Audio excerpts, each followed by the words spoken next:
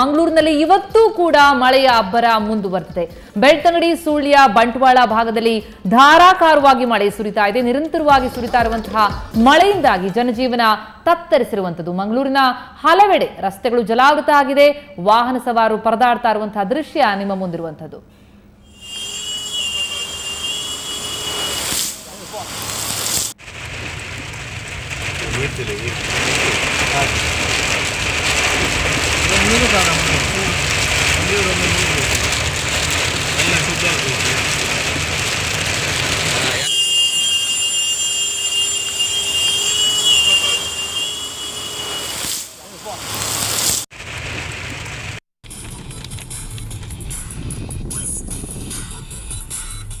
ಮಂಗಳೂರಿನ ದೃಶ್ಯ ನೀವು ನೋಡ್ತಾ ಇದ್ದೀರಾ. ಯಾವ ರೀತಿ ಜನಜೀವನ ಸಂಪೂರ್ಣ ಅಸ್ತವ್ಯಸ್ತವಾಗಿದೆ ಅಂತ. ಮರಗಳು ಧರೆಗೆ ಉರುಳಿವೆ. ಕರಾವಳಿಯಲ್ಲಿ ಮುಂದುವರೆದಿದೆ ಮಳೆಯ ಅಬ್ಬರ.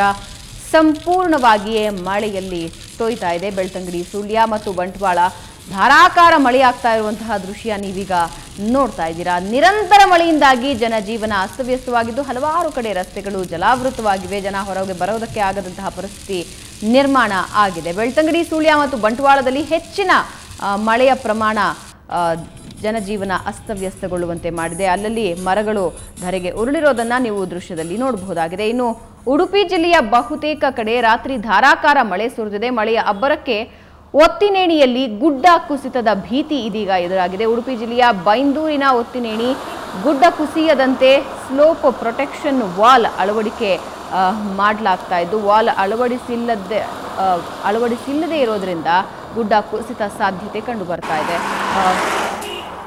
ಈ ಗುಡ್ಡ ಕುಸಿದ್ರೆ ರಾಷ್ಟ್ರೀಯ ಹೆದ್ದಾರಿಯಲ್ಲಿ ಸಂಚಾರ ಸ್ಥಗಿತವಾಗುತ್ತೆ. ಒತ್ತಿನೇಣಿ ರಾಘವೇಂದ್ರ ಮಠದ ಪರಿಸರದಲ್ಲೂ ಕೂಡ ಗುಡ್ಡ ಕುಸಿತದ ಭೀತಿ ಈಗ ನಿರ್ಮಾಣ ಆಗಿರುವಂಥದ್ದು. ಒತ್ತಿನೇಣಿಯಲ್ಲಿ ಗುಡ್ಡ ಕುಸಿತದ ಭೀತಿ ಹೇಗೆ ಎದುರಾಗಿದೆ ಅನ್ನೋದಕ್ಕೆ ಈ ದೃಶ್ಯಗಳು ಸಾಕ್ಷಿ. ಗುಡ್ಡ ಕುಸಿದ್ರೆ ರಾಷ್ಟ್ರೀಯ ಹೆದ್ದಾರಿ ಸಂಚಾರವೇ ಸ್ಥಗಿತವಾಗುತ್ತೆ. ಧಾರಾಕಾರವಾಗಿ ಸುರಿದಂತಹ ಮಳೆಯ ಪರಿಣಾಮ ಒತ್ತಿನೇಣಿ ರಾಘವೇಂದ್ರ ಮಠದ ಬಳಿ ಗುಡ್ಡ ಕುಸಿದಿರುವಂಥದ್ದು. ಕುಸಿಯದಂತೆ ಸ್ಲೋಪ್ ಪ್ರೊಟೆಕ್ಷನ್ ಅಳವಡಿಕೆ ಮಾಡಲಾಗ್ತಾ ಇದೆ. ಈಗ ಗುಡ್ಡ ಕುಸಿತದ ಭೀತಿ ಈಗ ಎದುರಾಗಿದೆ ಎಲ್ಲ ಕಡೆಗಳಲ್ಲಿ.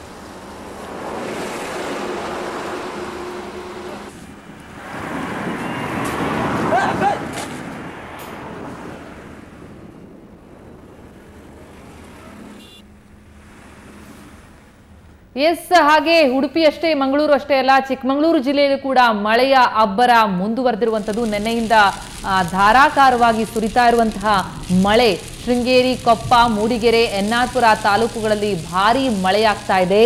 ಅಪಾಯದ ಮಟ್ಟ ಮೀರಿ ಹರಿತಾ ಇದೆ ಭದ್ರಾ, ತುಂಗಾ ನದಿಗಳು.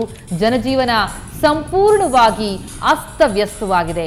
ಮಂಗಳೂರಿನ ಚಿತ್ರಣ ಒಂದು ಕಡೆ ಗಮನಿಸ್ತಾ ಇದ್ದೀರಿ. ಧಾರಾಕಾರವಾಗಿ ಸುರಿದಂತಹ ಮಳೆಯಿಂದಾಗಿ ಅಲ್ಲಿ ರಸ್ತೆ ಸಂಚಾರ ಹಲವು ಕಡೆಗಳಲ್ಲಿ ಪ್ರಯಾಣಿಕರಿಗೆ ಸಮಸ್ಯೆಗಳಾಗ್ತಾ ಇರುವಂಥದ್ದು. ಮರಗಳು ಅಲ್ಲಲ್ಲಿ ಧರೆಗುರುಳಿವೆ.